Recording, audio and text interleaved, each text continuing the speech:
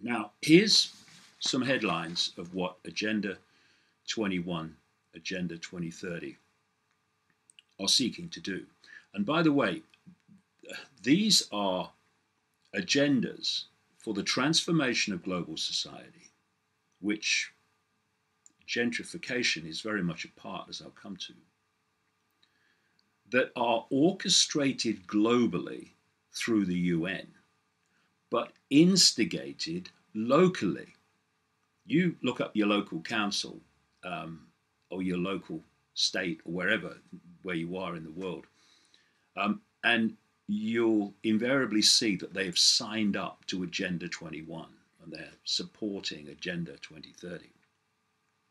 And because this global agenda is being introduced locally, they are hiding the global coordination of it. Oh, no, it's just a local council initiative. Oh, really? The same initiative with that council and that council and that council and that country. This is how the thing's being systematically hidden. So here, from their own documents, are some of the headlines of what these agendas want to do. This is Agenda 21, first of all. They want an end to national sovereignty. Now, when you look at these different agendas and documents, and then you compare them with the wish lists of the global social engineering organizations, the lists virtually are identical. And one that comes up again and again is the end to national sovereignty. This is what the European Union is all about. It's there to take national sovereignty away as this Hunger Games society unfolds.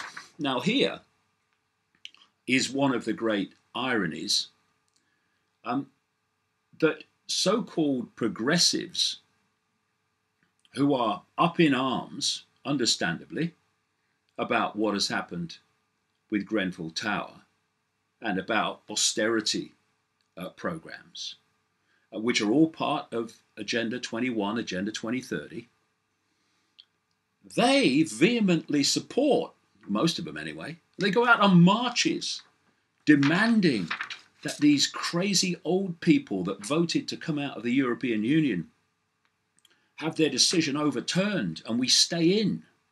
Yes, we stay in a European Union which is run by dark suit, unelected bureaucrats that virtually no one can name, and is there to systematically take away national sovereignty in line with Agenda 21, 2030. And they also support basically open border immigration. And one of the key reasons that the migrant crisis has been systematically created, and it was, I mean, the evidence is overwhelming, is to bring lots of different cultures together to dilute the indigenous culture for a very simple reason. It's all psychological in the end. It's all a mind game. One of the greatest forces of resistance to the end of national sovereignty is a sense of national identity. I mean, I'm not into nationalism and national identity. I just see everything as consciousness, but that's just me. But large numbers of people with a sense of national identity will resist having sovereignty taken away in its entirety because of that sense of national identity. What the systematically created migrant crisis is about, on one level anyway, is ending that sense of national identity. So the resistance to the end of sovereignty, national sovereignty, will be massively diluted. Something that's happening, by the way. Here you go. State planning, this is Agenda 21.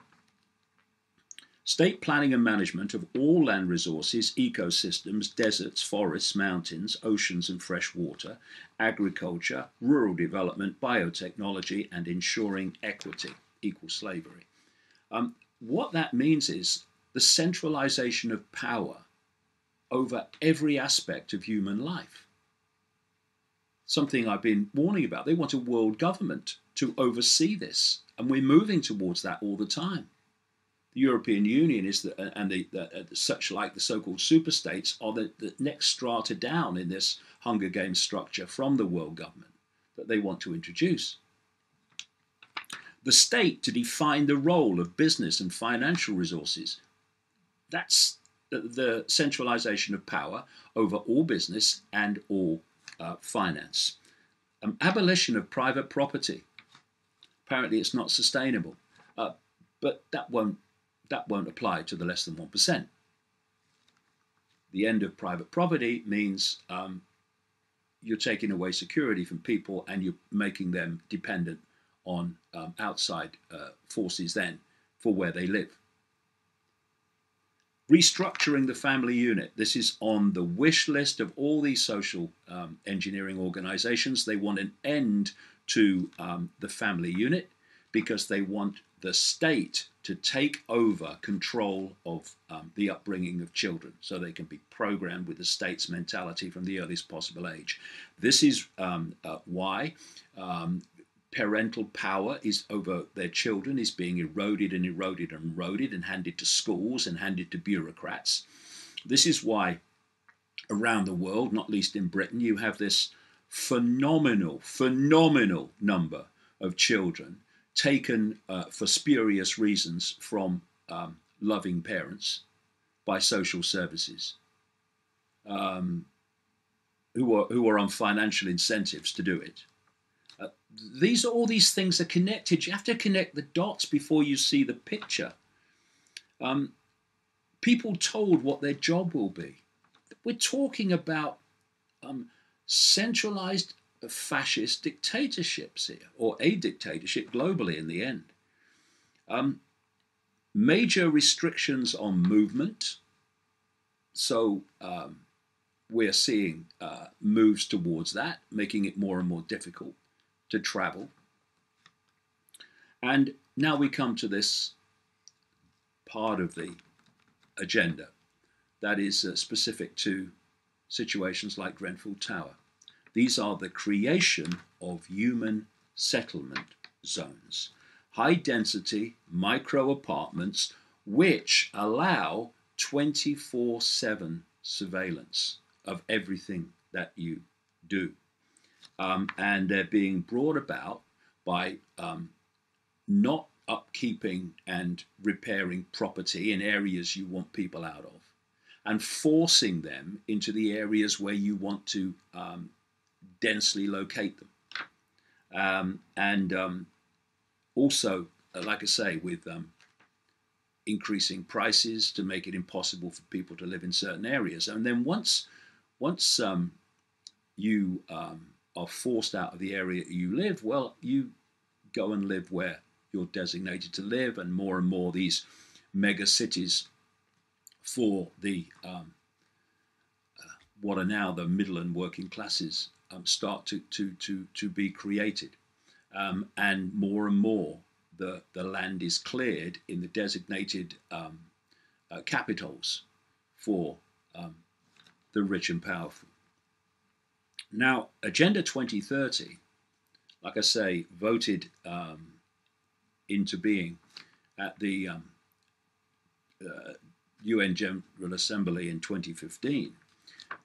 What this is using to bring about the same end is the technique of tell them what you want to do in a way that they couldn't possibly argue with.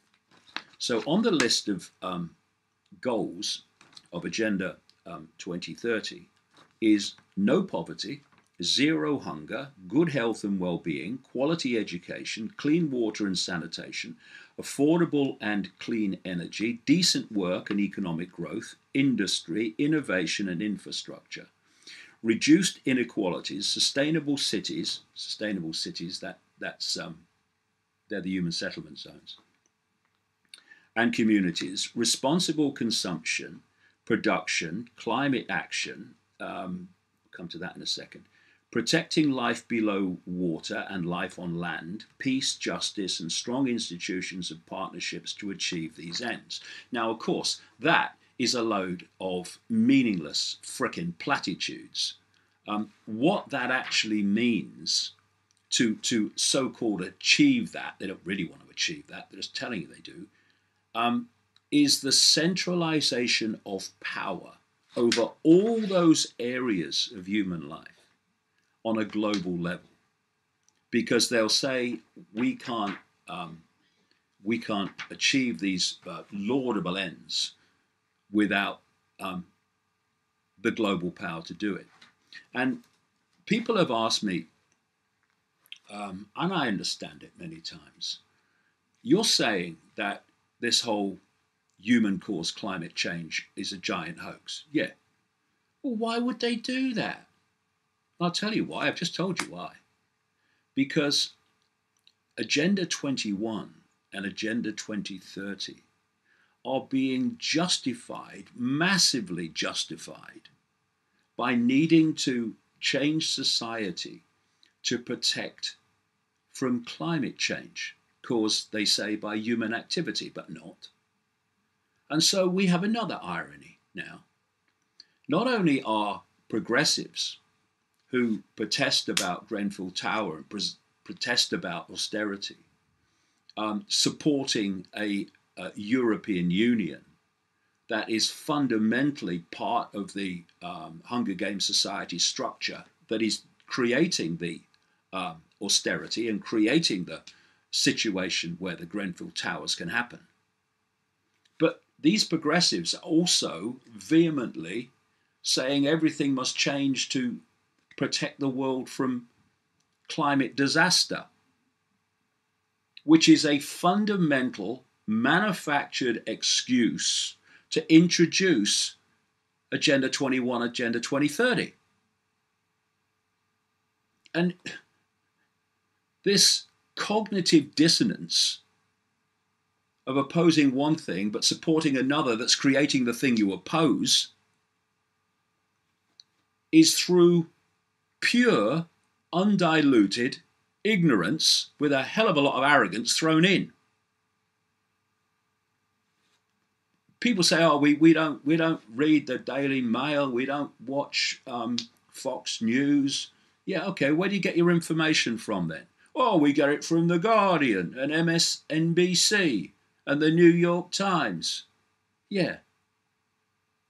Think of a postage stamp. The media organizations that you condemn are there on the postage stamp. The ones you read and watch are there on the same postage stamp.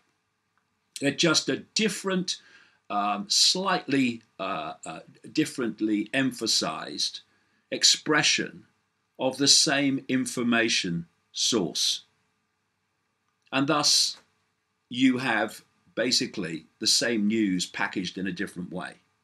What people need to do is get off the frickin' postage stamp and start looking at information outside the mainstream media that is available, and then they might have a chance of knowing what's going on. And stop campaigning for and promoting organizations and ends that are part of the very creation of that which you say you don't like. And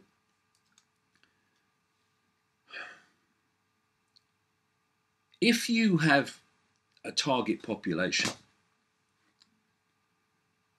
and it's a vast population because you're talking about virtually everyone who's not in the tiny few, then what you have to do to control that population is to divide and rule it. You have to set it at war with itself. So it is so focused on fighting between itself that people don't look up in different factions, different religions, different income brackets, different political beliefs. They don't all look up and say, hold on, the string's attached to me. And the strings attached to you, there's only one bloke holding them. Yes, exactly. Human society is being played off against each other all the time. Migrants and non-migrants, this colour against that colour, this religion against that religion, this income bracket against this income bracket, this political belief system against this political belief system. And I look on, my head shakes anymore, it'll probably fall off at some point. We need to stop looking to politicians to make things happen. These political parties are connected to the same system that is driving the Hunger Games society, though most are so ignorant they don't even know it. And people show in times of tragedy the true nature of what we could be. But you see it again and again. You see this humanity coming out. Then the charity record comes out, and we go through this process. And then, once it's out of the headlines, it's out of sight and it's out of mind. And everything goes back to how it was before. We've got to make a stand at some point. And we've got to come together and put down all these ridiculous, ludicrous things that are there to divide us. And start sorting this out together. In mutual support, irrespective of background, creed, whatever. Because if we don't, this Hunger Games society will unfold, because it is unfolding now. And those with a lot of money in the bank, but not part of this elite, we now have something called bail-ins.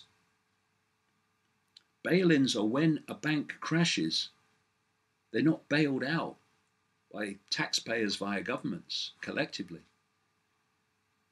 But the bail-in means they can go direct to the accounts of customers of that bank and just take their money. That's how fragile it all is. That's how fragile people who think they're okay really are to this evil that is manipulating human society. And that's the point.